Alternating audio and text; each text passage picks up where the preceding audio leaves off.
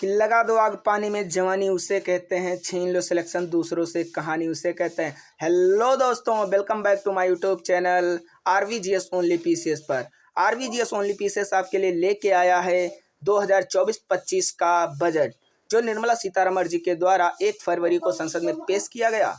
दोस्तों, आखिर क्यों चर्चे में है ये बजट? आखिर इस बजट में क्या है खास? क्या इस बजट से हमारे भारतीय जनता को मिलेगी सौगात? तो आइए देखने का प्रयास करते हैं और देखेंगे पेपर ऑफ व्यू के दृष्टि से कि क्या महत्वपूर्ण है इस बजट में। मात्र 10 पॉइंटों में हम पूरे बजट को समझने वाले, और इसी 10 पॉइंटों में पेपर ऑफ व्यू से जितना कुछ भी निचोड़ होगा सब कुछ आप जानने वाले हैं। तो दोस्तों, बने रहिए हमारे साथ और जल्दी जल्दी वीडियो को लाइक करिए और शेयर करिए और प्यारा सा एक कमेंट कीजिए। दोस्तों, ये बजट 1 जनवरी 2024-25 का बजट जो है 1 जनवरी 2025 को संसद में निर्मला सीतारमण जी के द्वारा पेश किया गया। इस बजट में आखिर क्या खास होने वाला है, तो देखने का प्रयास करेंगे। और इस बजट के जो पॉइंट हैं वो आपके कहीं ना कहीं अभी रेलवे, बैंकिंग, वनडे एग्जाम व यूपी पीसीएस व यूपीएससी के पेपर की दृष्टि से बहुत ही महत्वपूर्ण होने वाले हैं। तो दोस्तों, बने रहिएगा हमारे साथ और देखने का प्रयास करते। 10 पॉइंटों में हम जानेंगे सर पूरा बजट और पूरे बजट का निचोड़ क्या है। देखेंगे, पहला बजट है हमारा कि आखिर क्यों चर्चे में है, आखिर चर्चे में क्यों है ये बजट। कुछ तो खास है इसमें, कुछ तो खास इस बजट में है।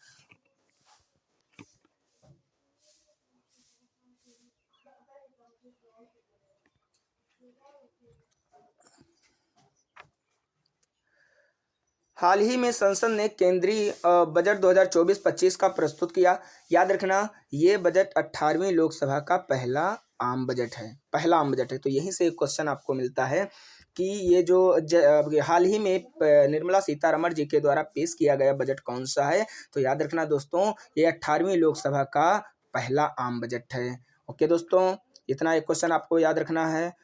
आगे देखते हैं कि वित्त मंत्री निर्मला सीतारमण ने केंद्रीय बजट 2024-25 पेश करते हुए घोषणा किया कि अगले साल मेडिकल कॉलेज में 10,000 ज़्यादा सीटें जोड़ी जाएंगी। कितनी सीटें जोड़ी जाएंगी बेटा? 10,000 से ज़्यादा सीटें जोड़ी जाएंगी। अगले 5 सालों में इन्होंने 75,000 सीटें जोड़ी जाएंगी। इस जो बजट में पेश किया गया, इसमें निर्मला सीतारमण जी ने कहा है कि 2025 यानी वर्तमान के ईयर में हम मेडिकल कॉलेज में 10,000 सीटें जोड़ेंगे और आगे आने वाले 5 वर्षों में हम 75,000 मेडिकल की सीटें जोड़ेंगे। क्योंकि हाल ही के घटनाओं में पता चला क्या था कि भारत में मेडिकल कॉलेज में सीटों की संख्या कम पाई गई है, जिसके कारण ये सीटें निर्धारित की गई हैं। वित्त मंत्री ने राष्ट्रपति से मुलाकात किया। याद रखना, करंट का क्वेश्चन बन जाएगा कि वित्त मंत्री ने राष्ट्रपति से मुलाकात किया। क्या हुआ कि केंद्रीय वित्त मंत्री निर्मला सीतारमण और वित्त राज्य मंत्री पंकज चौधरी, राज्य मंत्री कौन है? वित्त राज्य मंत्री कौन है? पंकज चौधरी ने शनिवार को बजट पेश किया। यानी निर्मला सीतारमण जी और पंकज चौधरी जी ने दोनों ने मिलकर बजट पेश किया। राष्ट्रपति भवन में राष्ट्रपति द्रौपदी मुर्मू से मुलाकात की बैठक के दौरान सीतारमण को राष्ट्रपति के साथ बजट प्रस्तावों के प्रमुख पहलुओं पर चर्चा करते देखा गया। यानी राष्ट्रपति से मुलाकात करने के लिए श्री निर्मला सीतारमण जी और वित्त राज्य मंत्री पंकज चौधरी दोनों ने राष्ट्रपति से मुलाकात किया। और राष्ट्रपति से मुलाकात करने का मेन उद्देश्य होता है कि इनके जो बिंदु हैं उन बिंदुओं पर चर्चा करना मेन ऑब्जेक्ट इनका था। दोस्तों, कांग्रेस के वरिष्ठ नेता शशि थरूर ने शनिवार को पेश केंद्रीय बजट को निराशाजनक करार दिया। यानी जो कांग्रेस के वरिष्ठ नेता बेटा शशि थरूर ने इस बजट पर निराशाजनक अपने भाव व्यक्त किए हैं। उन्होंने कहा कि सिर्फ दिल्ली और बिहार के मतदाताओं को रिझाने की कोशिश की गई है, जो भारतीय जनता पार्टी की अल्पकालिक सोच को दिखाता है। उन्होंने कहा कि ये जो बजट पेश किया गया है वो सिर्फ दिल्ली और बिहार के लोगों को ही रुझान कर रही है, उनको प्रसन्न करने की कोशिश कर रही है। क्यों? और उन्होंने बताया कि भारतीय जनता पार्टी बीजेपी काल्पनिक दिखाता है। उन्होंने यह भी कहा कि देश को अर्थव्यवस्था से जुड़े संकट से बाहर निकालने के लिए अधिक दूरदर्शी दृष्टिकोण की आवश्यकता है। संसद में केंद्रीय बजट 2025 को पेश करते हुए वित्त मंत्री निर्मला सीतारमण ने घोषणा की कि नई कर व्यवस्था के तहत 12 लाख इनकम तक कोई भी इनकम टैक्स नहीं लगेगा। ये क्वेश्चन आप याद रखना है कि इस नए बजट में प्रावधान किया गया है कि 12 लाख तक व्यक्ति की आय होने पर कोई भी उनको इनकम टैक्स नहीं देना पड़ेगा। दोस्तों, उन्होंने कहा कि नए साल सरल आय कर विधेयक अगले हफ्ते पेश किया जाएगा। निर्मला सीतारमण ने केंद्रीय बजट 2025 में कृषि और एमएसएमई जैसे कई फोकस क्षेत्रों के लिए उपायों का ऐलान किया। वित्त मंत्री निर्मला सीतारमण ने मेडिकल क्लास की बड़ी राहत दी। याद रखना दोस्तों, वित्त मंत्री निर्मला सीतारमण ने मेडिकल कॉलेज के लिए बड़ी ही राहत की बात किया है। आगे हम देखेंगे कि केंद्रीय बजट 2024-25 सरकार ने विभिन्न क्षेत्रों में विकास और सुधार के कई प्रमुख घोषणाएं की, जो कि प्रतियोगी परीक्षाओं की दृष्टि से महत्वपूर्ण हैं। बेटा, इस जो 24-25 का बजट आया है, इसमें कई घोषणाएं की गई, कई योजनाएं प्रारंभ की गई, जो कि हमारे परीक्षाओं की दृष्टि से अति महत्वपूर्ण है। कौन कौन से बिंदु हैं, आइए एक एक करके देखते हैं। पहला बिंदु हमारा है कृषि और विकास कल्याण में। कृषि और विकास कल्याण में इस नए बजट का क्या होगा फायदा, देखते हैं। पहला पॉइंट है आपका कि 109 उच्च उपज देने वाली फसलों किस्मों का विमोचन किया गया है। 109 फसलों पर विकास किया गया है, जो कि 109 फसलों को शोध किया जाएगा, उनको नए बीज तैयार किए जाएंगे, जो कि हमें ज़्यादा पैदावार देने का कार्य करेंगी। दोस्तों, 1 करोड़ किसानों के बीच प्राकृतिक खेती को बढ़ावा दिया जाएगा। 10,000 जैव इनपुट केंद्रों की स्थापना की जाएगी। अब यही क्वेश्चन पूछा जा सकता है कि नए बजट के तहत कितने जैव इनपुट केंद्रों की स्थापना करने का प्रावधान किया गया है। तो दोस्तों याद रखना, 10,000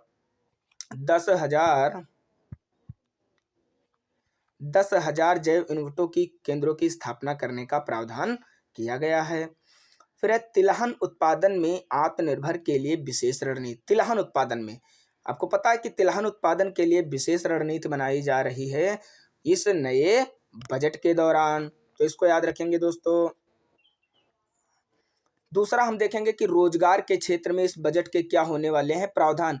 क्या भारत के रोजगार इच्छुक व्यक्तियों को मिलेगी सौगात, देखने का प्रयास करेंगे। दोस्तों, वीडियो को फटाफट लाइक कीजिएगा और एक प्यारा सा कमेंट कीजिएगा।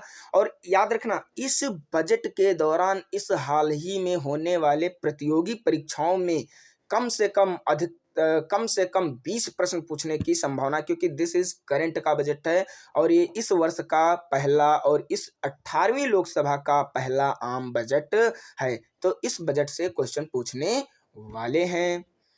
तो रोजगार के क्षेत्र में क्या करने वाला है ये बजट, क्या देगा भारतीय बेरोजगार लोगों को सौगात।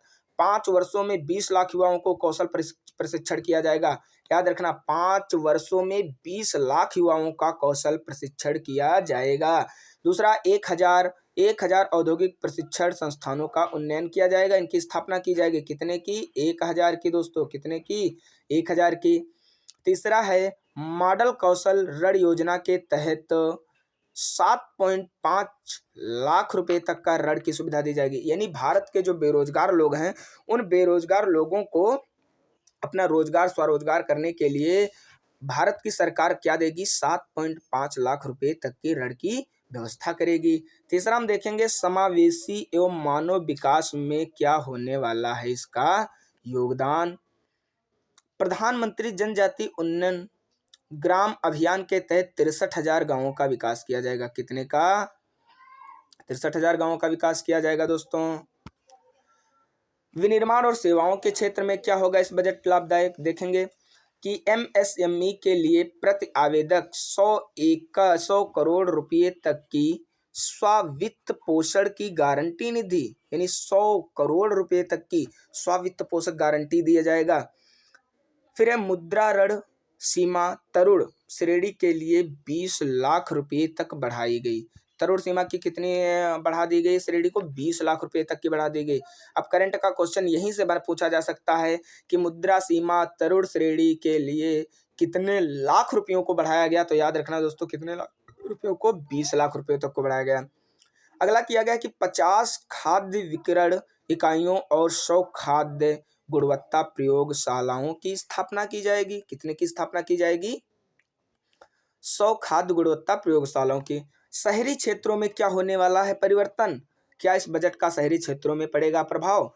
पीएम आवास योजना शहरी 2.0 के तहत 10 लाख करोड़ रुपए का आवंटन किया गया। यानी प्रधानमंत्री शहरी रोजगार योजना जो चलती है, उस योजना के लिए इस बार कितने पैसों का आवंटन किया गया? तो 10 लाख करोड़ रुपये का आवंटन किया गया। याद रखना, प्रधानमंत्री शहरी रोजगार योजना के तहत। फिर ऊर्जा सुरक्षा में क्या कर रही है बजट? ऊर्जा सुरक्षा में क्या कर रही है बजट? प्रधानमंत्री सूर्य घर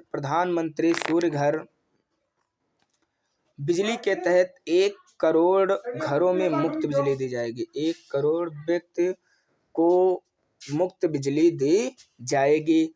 परमाणु ऊर्जा को ऊर्जा मिश्रण का महत्वपूर्ण हिस्सा बनाने पर जोर दिया है। परमाणु ऊर्जा यानी परमाणु ऊर्जा एक गैर परंपरागत ऊर्जा का स्रोत है, और गैर परंपरागत ऊर्जा ऐसा ऊर्जा होता है कि जिसका प्रयोग करने के बाद वह समाप्त नहीं होते, उनका हम पुनर्चक्रण कर सकते हैं। और जब पुनर्चक्रण कर सकते हैं तो सरकार हमारी इस चीज पर जोर देगी कि हम ऐसे ऊर्जा के संसाधनों का प्रयोग करें जो हमारे आगे आने वाली पीढ़ी उसका प्रयोग कर सके और उनको बनाया जा सके। बुनियादी ढांचा इंफ्रास्ट्रक्चर में क्या करने वाली है बजट? तो बुनियादी ढांचा के विकास में पूंजीगत व्यय के लिए 11,11,111 करोड़ रुपए का आवंटन, जो कि हमारी total GDP gross gross domestic product का 3.4% है। 3.4% है। प्रधानमंत्री ग्राम सड़क योजना पीएमजीएसवाई के छठे चरण के तहत 25,000 ग्रामीण बस्तियों को सड़कों से जोड़ा जाएगा। ये भी बजट में हमारा प्रावधान किया गया है। अगला है प्रधानमंत्री ग्राम सड़क योजना के चरण विच 25,000 ग्रामीण बस्तियों को सड़कों से जोड़ा जाएगा। 8वां कि नवाचार एवं अनुसंधान में क्या होगा फायदा इस बजट के माध्यम से? तो राष्ट्रीय अनुसंधान कोष की स्थापना के लिए 1 लाख रुपए करोड़ का आवंटन कर रही है सरकार। कितने का? 1 लाख करोड़ रुपए का आवंटन कर रही है। आंतरिक अर्थव्यवस्था को बढ़ावा देने के लिए 1,000 करोड़ रुपए का उद्यम में कोष कर रही है। इस बजट में प्रावधान किया गया है कि आंतरिक अर्थव्यवस्था को बढ़ावा देने के लिए 1,000 करोड़ रुपए का आवंटन किया गया है। इस बजट के अन्य महत्वपूर्ण बिंदु कौन से हैं कि वो कौन कौन से पेपर में पूछे जा सकते हैं? तो याद रखिए कि यह बजट राजकोषीय घाटा जीडीपी का 4.9% रहने का अनुमान है। कितना रहने का अनुमान है बेटा? 4.9% रहने का अनुमान है। पूंजीगत व्यय में 11.1% की वृद्धि हुई। इस बजट के दौरान पूंजीगत व्यय में 11.1% की वृद्धि दर्ज की गई है। 1% की वृद्धि दर्ज की गई। जीएसटी संग्रह दिसंबर 2023 में 1.65 यानी 1.65 लाख करोड़ का आवंटन किया गया है दोस्तों। 1.6 लाख करोड़ का आवंटन किया गया है। तो दोस्तों इस वीडियो के माध्यम से बजट के हमने वह सारे पॉइंट कवर किए हैं जो हमारे कहीं ना कहीं एग्जाम में पूछे जाने वाले हैं। देखिए, ज़्यादा पढ़ने का तात्पर्य ये नहीं होता है कि हम क्या पढ़ रहे हैं। ज़्यादा पढ़ने का मतलब कोई नहीं होता, हमें जो कुछ भी पढ़ना है वो महत्वपूर्ण चीज़ों को पढ़ना है। बाकी तो बजट तो हमारा 30 पीडीएफ का होता है, 30 पन्नों का पीडीएफ होता है, लेकिन नहीं, हमने उन 3 पीडीएफ को मात्र 12 पीपीटी में ख़त्म कर दिया। और ये सारे पॉइंट कहीं ना कहीं आपको पेपर में देखने वाले हैं दोस्तों। तो दोस्तों उम्मीद करते हैं कि आपको ये जानकारी पाकर आप बहुत ही प्रसन्न हुए होंगे, और आपको ये जानकारी कहीं ना कहीं भविष्य के किसी भी एग्जाम में और आपकी जानकारी कहीं ना कहीं आपके काम आने वाली है दोस्तों। तो इस वीडियो को लाइक करिए और चैनल को सब्सक्राइब करिए। करंट अफेयर्स व journal GK GS general study, state PCS व अन्य स्टेट पीसीएस के लिए तथा यूपीएससी के फैक्ट आपको आप तक उपलब्ध कराए जाते हैं।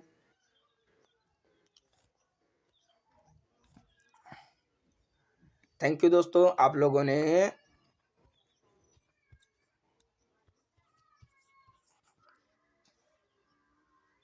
जय हिंद।